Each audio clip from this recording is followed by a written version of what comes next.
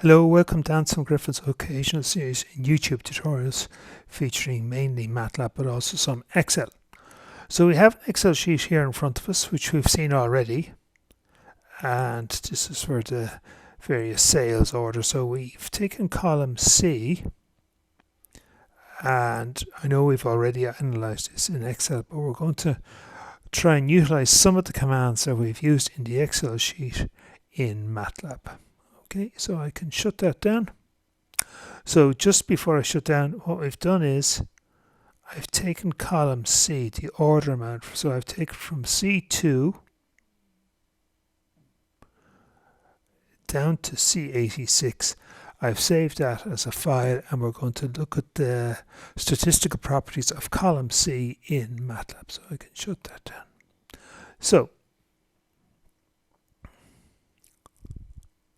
So one important thing, I saved the column C as basic stats, and I saved that in the root of drive E. I suppose there should have been a directory, but the important thing here is that I saved it in the root of E, and that also the present working directory is in drive E. So if you just browse for folder there, you see we're at drive E and I'm in the root of E. So select subfolder.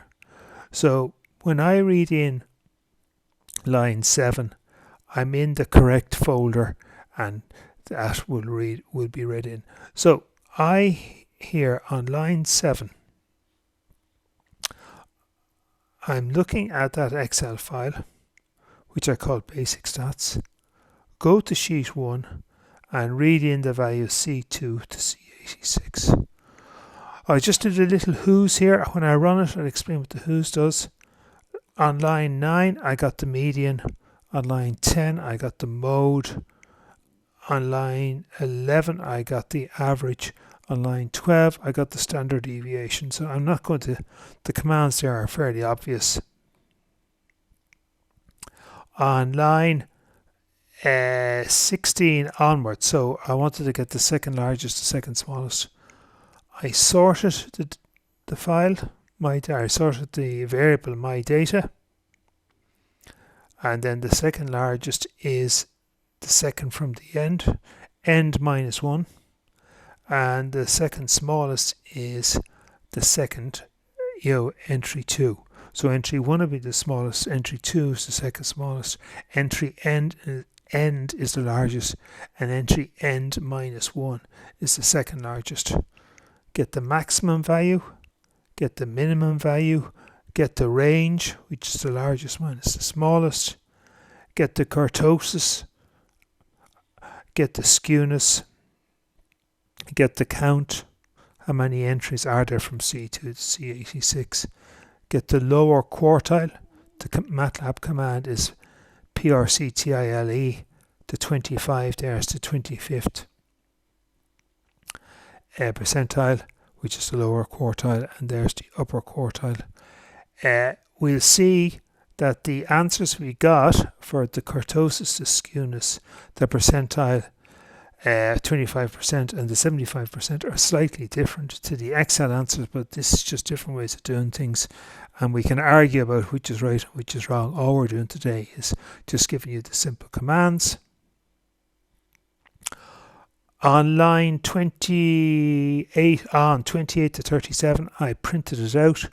So the command is fprintf, so file print format, or float print format I should say, float print format, and we're printing to there 4 decimal places, and the /n will wind you on to the next line. You can see I ran it before, so the /n winds you on from that line to that line. The /n winds you on from that line to that line, etc. So the /n, the /n, is to wind you on to the next line. So if I do line 29 just as an example, I'm printing out the variable second largest. That slots in there. So %.4f, I'm printing the variable second largest to 4 decimal places, and the /n will wind me on to the next line. The disp is also a print, You can see it over here. But the difference between the two of them is the disp, you can't print a variable to three decimal places, 4 decimal places, etc. You can only do that with fprintf. So I've printed out those commands from 29 to 37 inclusive. And then what I did in this little section here, I did a simple plot, not as fancy as I did in Excel. I just wanted to plot the data. We'll see that running in a second. And then here on line 43 to line 47, I saved all the workspace. So I saved all the variables to file, because later on I could load them back again. And I also saved the figure, the current figure, which would be the plot, to file as well. So I'm just going to go up here. I'm going to run it.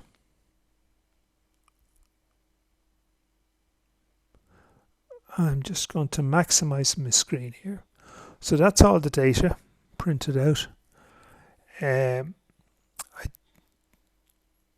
just unmaximize it. So the who's there just tells me that I had an 85 rows by 1 column, which is C2 to C86. I come down a little bit here. I might widen it here just a little bit so we can see the two windows. I forgot the /n doesn't work in the disp. The /n only works in the fprintf, so that's slightly my fault, but still not the end of the world.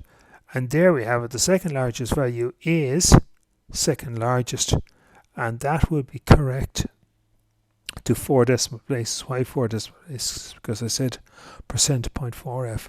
All the other values are done to 0.4f. The plot is there somewhere. There's the plot.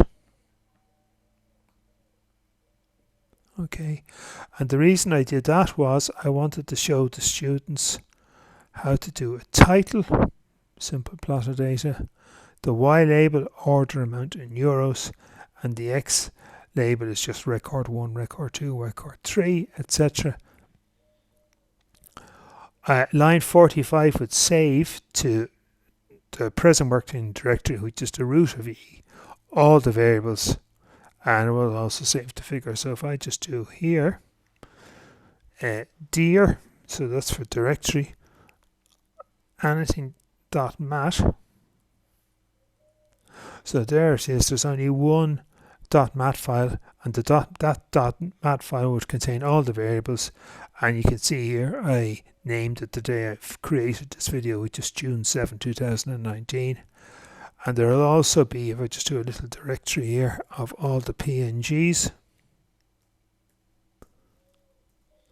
And there's, and I saved that as a .png. You could also save it as a Matlab figure, which would be editable when you reload it. You couldn't edit the .png in Matlab, like it's just fixed.